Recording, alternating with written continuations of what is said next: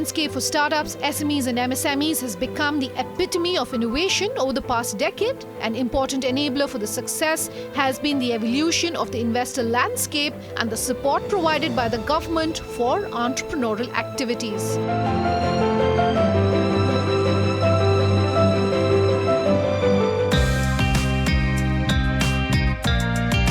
Winning Pitch, brought to you by Wadhwani Foundation, seeks to fuel entrepreneurs from across the country to help them take their innovative ideas and strategies to the next level with the help of funding and mentoring.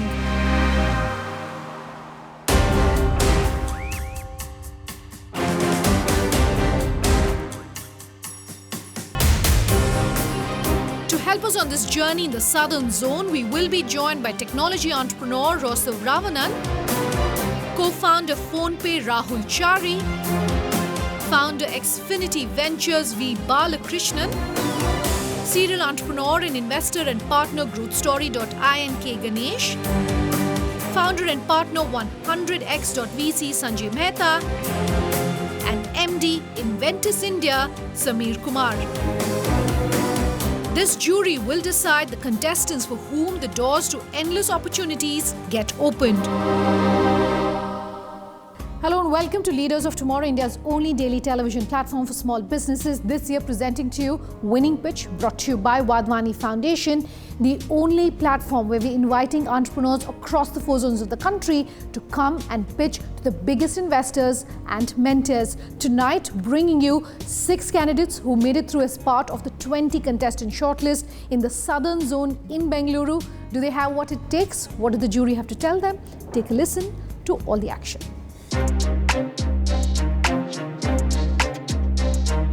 On the previous episode of Winning Pitch, brought to you by Wadhwani Foundation, our first 4 companies pitched to our Southern Zone jury. One of them managed to raise the interest of our investors. Can today's contestants manage to win over our jury? Let's see. Don't screw it up by getting venture capital money.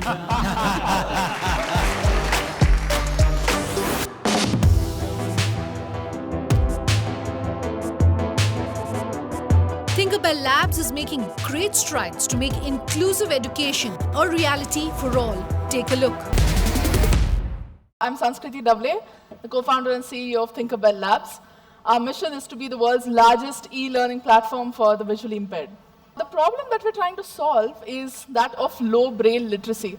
So among these 285 million people, braille literacy rates are abysmal. So how you typically learn braille, if there's a class of 5 children and there's a 40-minute period, there's one teacher that is trying to teach them all. So every child is sitting idle for 30 out of 40 minutes, while they're only learning in those 8 to 10 minutes when the teacher is literally holding their hand, dragging their fingertips over the raised dots. What we have done is developed Annie.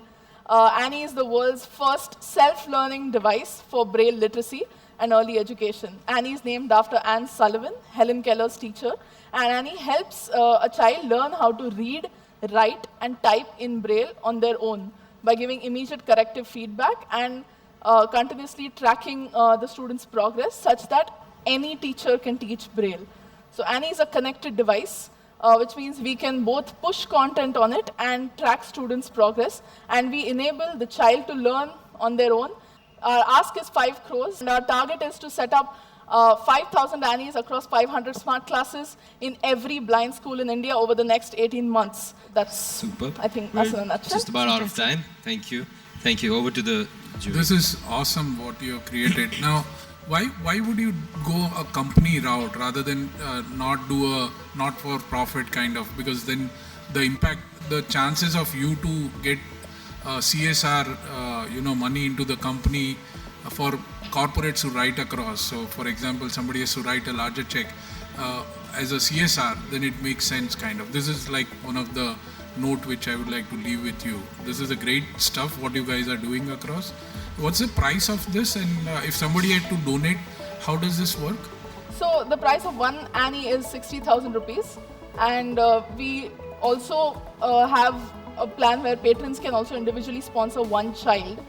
So that is on a school-by-school basis. But you're absolutely right, we do have CSR partners that extensively support us via the schools, because ultimately our beneficiaries are schools and they are usually charitable organizations. So if there's a CSR partner that wants to work with us, that happens very seamlessly because the end user is a blind school. I would like to commit if there is an opportunity. Happy to. Oh, on the fantastic. CSR So that's our CSR first side of commitment it. coming in this evening. A huge round of applause to the team from Thinkerbell Labs. What made you choose this sector and this business?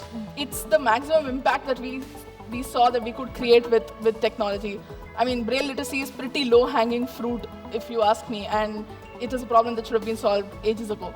So right now we're focusing on getting it in blind schools, and in the future we're focusing on making it a part of inclusive education so that braille education doesn't need any, I mean, it's a problem that is solvable by technology. And Just want to say, amazing job. I think it's a great space. The device looks good. Just for my knowledge, if you use this, if you use Annie and you have a student, a visually impaired student, typically in how much time frame, given the material that you have on this, you can actually get them to be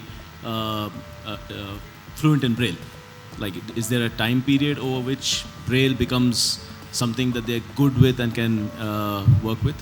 What's the time to get to an expertise level? So the content that we've built is around 200 hours runtime for an average student. So we've seen students do it much faster than that as well, and some take a little more time. So typically 1 school year is what we say. And right now in the current methodology, it takes anywhere between 4 to 6 years for them to get a grasp of it. And after, it's just left to them for them to learn on their own. So we're making a course, so there's a good start point and end point as well, after which we can tell to what extent they know Braille. Do you compress the typical traditional methodology of learning over X years into a 1-year period because of Annie? yeah, because Annie is the personalized tutor instead of there being a human. So this child learns at their own pace rather than relying on the availability of the teacher. Thank you so much. Thank you. A huge round of applause. Moving now is developing AI algorithms for B2B and B2C logistics. Take a listen to their pitch. What is the problem that we are trying to address? B2B logistics is slowly gaining ground in terms of technology. It is the B2C space which is in complete chaos. We have devised a pricing algorithm that provides real-time pricing on every volume and every distance. We have converted the volume from typical kgs and tons into cubic feet for more accuracy and transparency.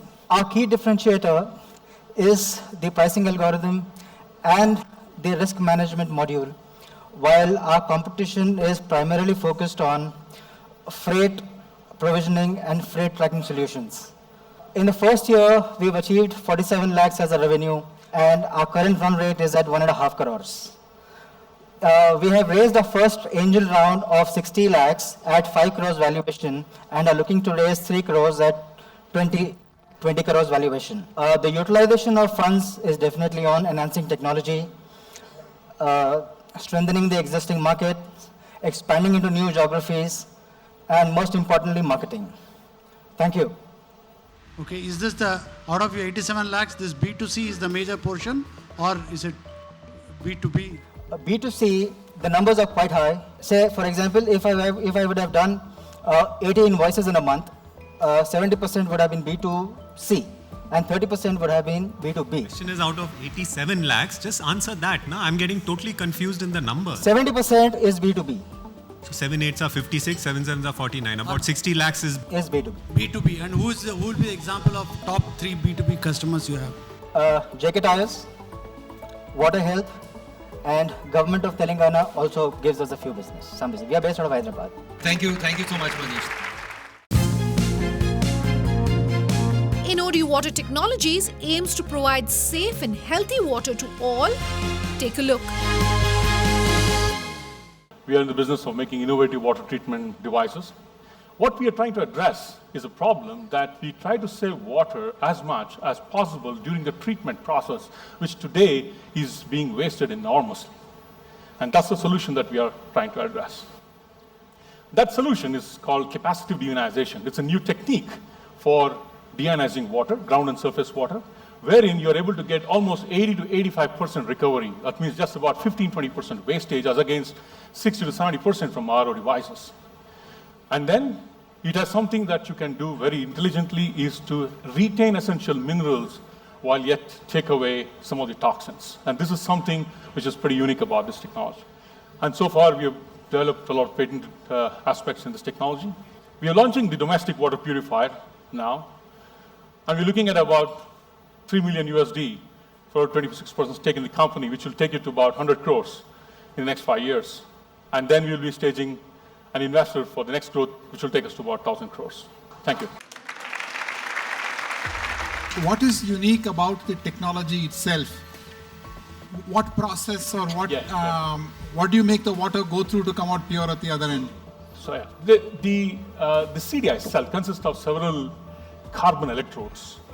These carbon electrodes are tightly packed inside a cell, and then water is sent at a very low pressure, just 2 bar pressure, and a very low potential difference is given, 1.6 volts DC, and about 5 to 6 amperes current, and then you have the ions moving to each of these anode cathodes, each of these moving, and then you come out. It's a through and through technology, meaning water flows in and water flows out. Ions get stuck to the electrodes, and only when the electrodes are saturated, you sense it through the electronics, reverse the polarity, flush out. That's the only time the flush comes out. So that's where you save water. Can you license this technology and IP? Has that been explored already? Yes, so our business model would be that when you reach a certain level with the OEMs, we end up being a supplier of only the cell and electronics, the core things which has the patent, and they make everything else. At the threshold levels, when they reach us to a certain level, we might even have them license the manufacturing of that. Thank you very much. Thanks for your suggestion. Let's slip into a short break. On that note, here on the Southern Zone of Winning Pitch, brought to you by Wadhwani Foundation, an in-depth look into the other shortlisted candidates coming up in just a moment. Do stay tuned.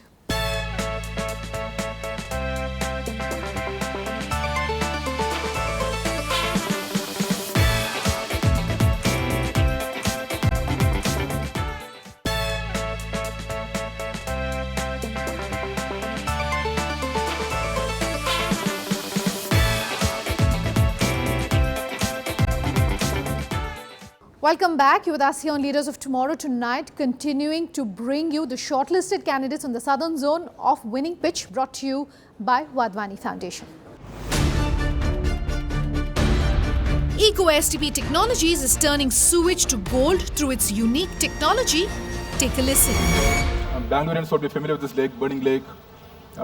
I'm more familiar because I live close to this lake. So it burns every 6 months or year. This was the last 9 months back it burned. We got the military to douse it after 12 hours. It's a lake burning for 12 hours. So the question here to ask is, why is burning? So we do a 5-by analysis. We are all IT guys. We came from IT background. So why is burning? Because of sewage. We have 400 MLD, million liters per day of sewage coming in every single day. That's nearly 40% of Bangalore staff. So Bangaloreans, 40% of sewage straight comes to a lake. The sewage treatment technology in the city is broken. So that's why it's broken. And why it's broken? Because the STPs, what we have today, is very complex. It's a very complex machinery. They need a lot of power to run, and that's the reason it's been happening. And it's not only a Bangalore issue. All over India is the same issue. So what we have come out is a beautiful solution wherein you put bad water in, good water comes out through multiple chambers. It's a contraption that goes underground. And multiple chambers, water flows through multiple chambers and comes out. I'll explain it. So it all started 9 years ago when my community wanted to put STP. We had to put STP, so we checked out various options. So we came with the tank 1, stage 1. And we improved a little bit, tinkered over the period of time. And 6 years back, I got in full time and worked on various parameters and then got a patent over it, and we got it perfect. And 2 years back, we formed a company to start selling it commercially. So this is the kind of water what we get. It's bad water converted into good water, completely clean water. So this water, our tagline is sewage to gold. So this is a gold what you get. So what you do is water. You can use it for gardening, obviously, or you can add some chlorine or ozone, and you can use for flushing, or you can add ultrafiltration or some filter, and you use it for bathing.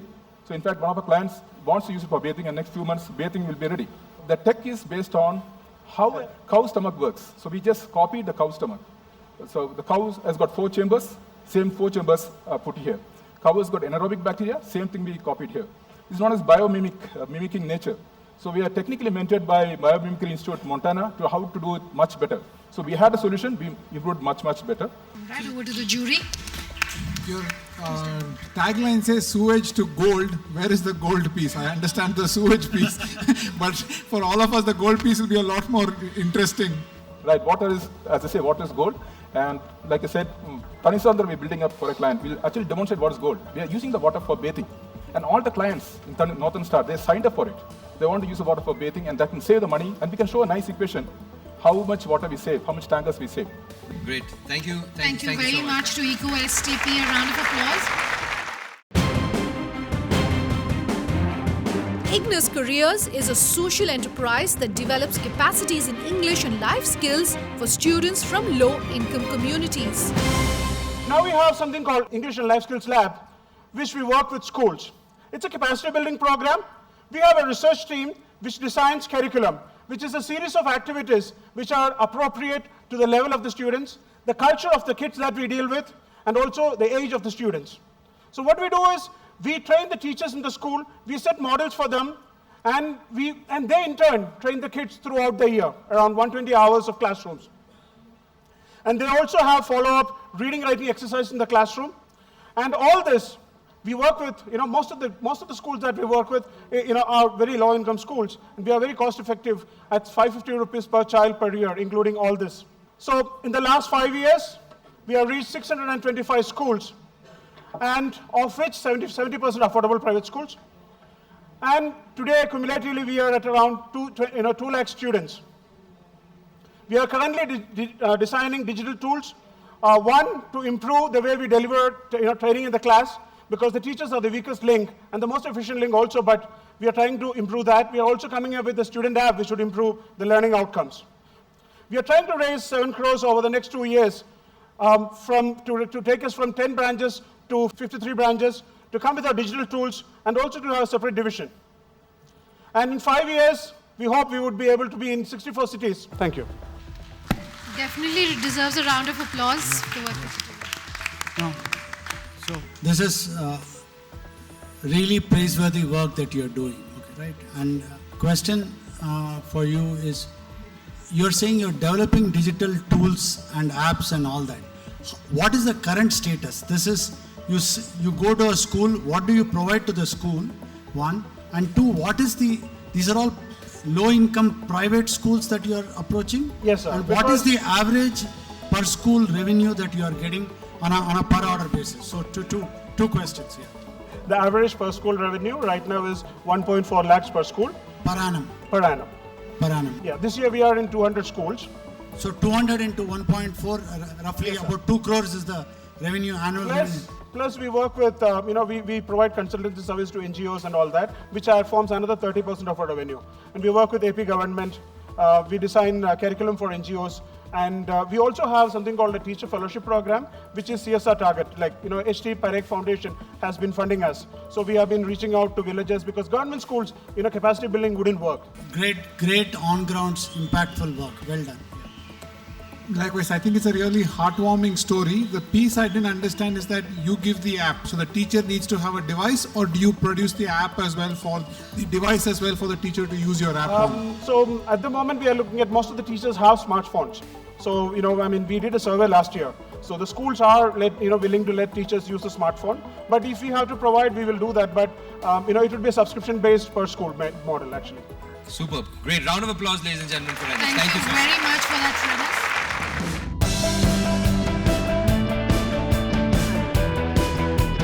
Astu Eco is in the pursuit of decreasing the use of disposable plastics globally. Take a look. So plastic everywhere. Today, it's plastic everywhere, and it's the single most biggest threat for our environment.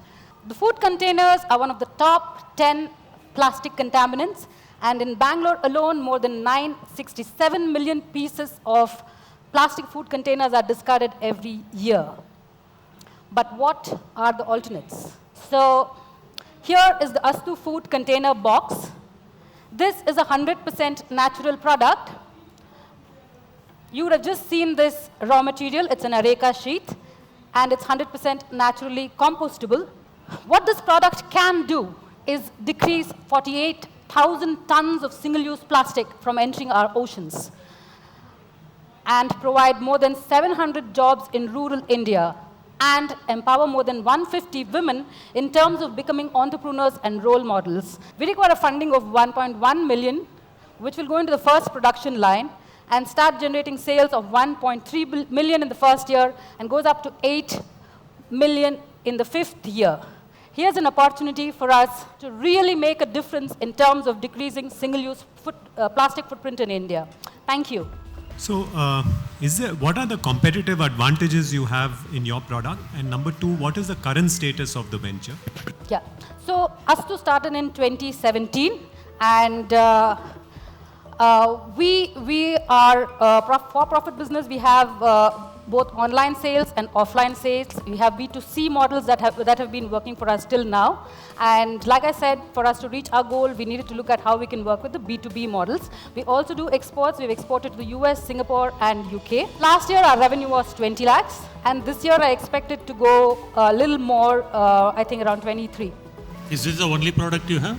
So basically, Astu is in the business of single-use plastic alternates. So we pick a problem in the single-use plastic domain and build a solution around it. All of you would have probably gone on your vegetable shopping. If you've carried a big bag also, you end up asking the shopkeeper, give me a bag for mirchi because I don't want to mix it with the tondli.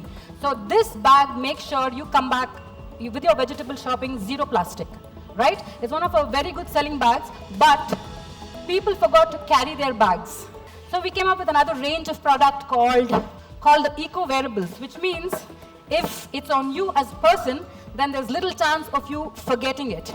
For example, this is a scarf. It's called as a scarfable.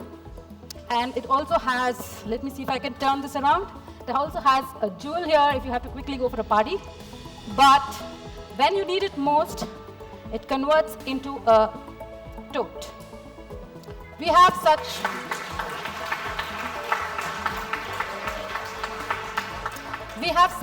other products basically which looks a lot deeper into the behavior and mindset of people. Because everybody wants to be environmentally friendly, but they are challenged from various ends. So we need to see how we can drag the horse to the water as far as possible.